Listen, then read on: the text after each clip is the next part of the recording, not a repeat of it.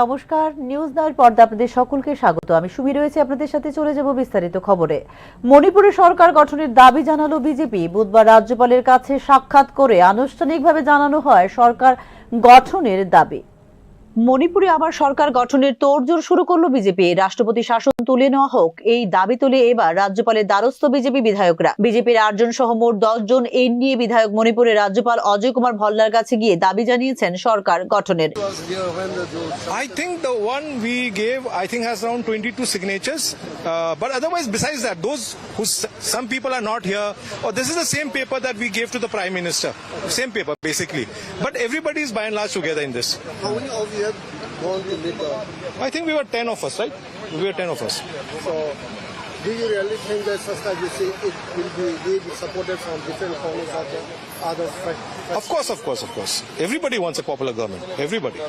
রাজ্যে একটি জনপ্রিয় সরকার গঠন করার জন্য এনডিএ বিধায়করা প্রস্তুত বলে জানিয়েছে BJP. When do we expect the commission? You know, I think it should happen soon. I mean, we are appealing to the government, to the governor, so that we want a popular government, and we also gave in a paper where a lot of us have signed. Basically, well, I'll put it together. All the MLAs in Manipur, you know, or rather the NDA MLAs, are very interested and very keen for the sake of Manipur to have a popular government installed, and we want the support of the public also. Because without that, you know, things can work out a little difficult. So to have a smooth and quick formation of a government, we need the public also. মণিপুরে আবার সরকার গঠন করা হোক, এই দাবিতে গত April মাসে প্রধানমন্ত্রী নরেন্দ্র মোদীকে চিঠি লিখেছিলেন মণিপুরের 21 জন বিধায়ক। চলতি বছরের ফেব্রুয়ারি মাসেই মণিপুরে রাষ্ট্রপতি শাসন জারি করেছিল কেন্দ্রীয় সরকার। প্রায় 2 বছর ধরে অশান্ত মণিপুর। সেই আবহে বীরেন সিংহ মুখ্যমন্ত্রী পদ থেকে ইস্তফা দেওয়ার পরেও নতুন কোনো মুখ্যমন্ত্রীর নাম ঘোষণা করতে পারেনি বিজেপি। অচলাবস্থা তৈরি হওয়ায় শেষ পর্যন্ত রাষ্ট্রপতি শাসন জারি করতে হয়েছিল বিজেপিকে। রাষ্ট্রপতি শাসন জারি করে মণিপুরের অশান্ত পরিস্থিতি আপাতত মোকাবিলা করা গিয়েছে। এই পরিস্থিতিতে এখন আর রাষ্ট্রপতি শাসনের প্রয়োজন নেই। আবার সেখানে গণতান্ত্রিক সরকার গঠন হোক বলে মনে করছেন এনডিএ বিধায়করা। বুধবার যারা রাজ্যপালের দ্বারস্থ হন তাদের মধ্যে বিজেপির 8 বিধায়ক ছাড়াও ছিলেন একজন এনপিপি বিধায়ক এবং একজন নির্দল বিধায়ক। 60 সদস্যের বিধানসভায় বর্তমানে 59 জন বিধায়ক রয়েছেন। এই ক্ষেত্রে একজন বিধায়কের মৃত্যুতে খালি রয়েছে একটি আসন। বিজেপি নেতৃত্বাধীন জোটে রয়েছেন 32 জন মেইতেই, 3 জন মণিপুরী মুসলিম এবং 9 জন নাগা বিধায়ক। কংগ্রেসের 5 জন বিধায়ক রয়েছেন যারা সকলেই মেইতেই। বাকি 10 জন বিধায়ক হলেন কুকি। তাদের মধ্যে 7 জন গত নির্বাচনে জিতেছিলেন বিজেপির টিকিটে। 2 জন বিধায়ক হলেন কুকি পিপলস অ্যালায়েন্সের এবং একজন হলেন নির্দল। Bureau report, news now. সর্বোচ্চ আদালতের নির্দেশ অনুযায়ী পেনশন কমিউটেশনের অর্থরাশি 128 মাসের মধ্যে শেষ করবার জন্য রাজ্য সরকারের কাছে দাবি জানালো গভর্নমেন্ট পেনশনার্স অ্যাসোসিয়েশন। এক্ষেত্রে বকেয়া 22% ডিআর রিলিজ করার দাবিও জানালো পেনশনার্স অ্যাসোসিয়েশন। সর্বোচ্চ আদালতের নির্দেশ অনুযায়ী পেনশন কমিউটেশনের অর্থ কিস্তি 128 মাসের মধ্যে শেষ করছে কেন্দ্রীয় সরকার।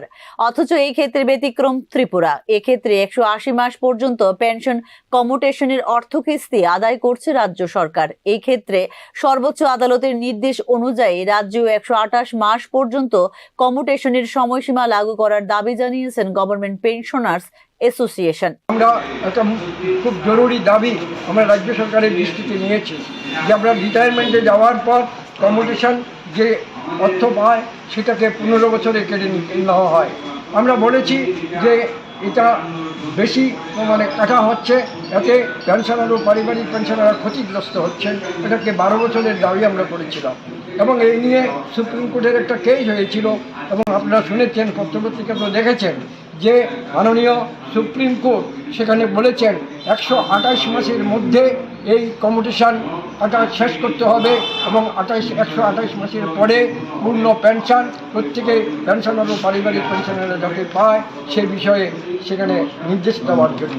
সেটাও আমরা রাজ্য সরকারের দৃষ্টিতে নিয়েছি এবং সুপ্রিম কোর্টের রায়ও রাজ্য সরকারের দৃষ্টিতে রয়েছে, কিন্তু তার এখন পর্যন্ত কোনো সুরাহা হয়নি।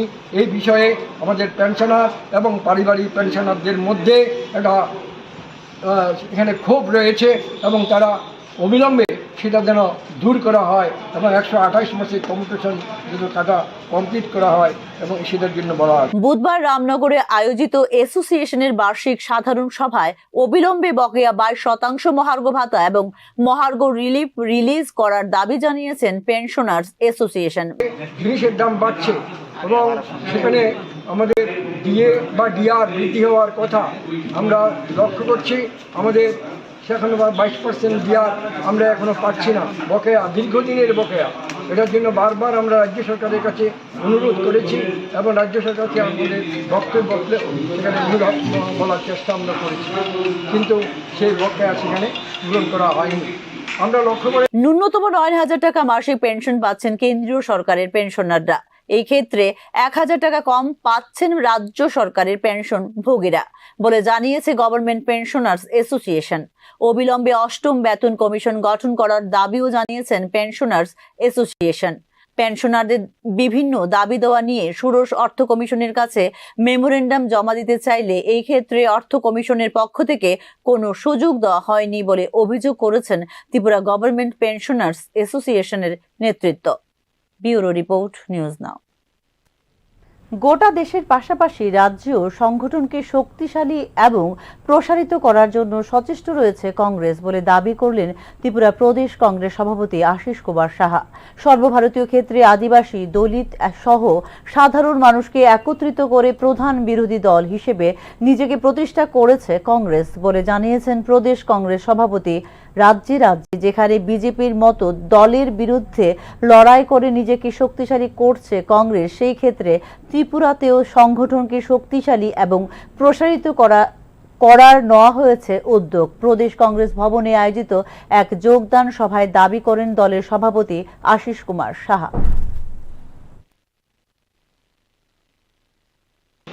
সর্বভারতীয় ক্ষেত্রে কংগ্রেস দল আদিবাসী, দলিত, পশ্চাৎপদ, সংখ্যালঘুদের তাদেরকে ঐক্যবদ্ধ করে যে নীতিতে সারা দেশব্যাপী আজকে বিকল্প শক্তিরূপে আত্মপ্রকাশ করছে।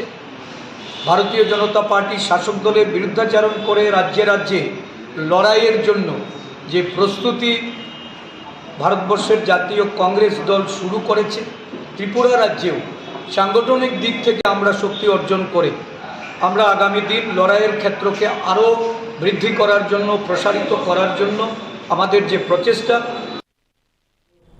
এখনকার মতো সংবাদ এই পর্যন্তই। পরবর্তী সংবাদ দেখতে চোখ রাখুন নিউজ নাওয়ের পর্দায়। নমস্কার।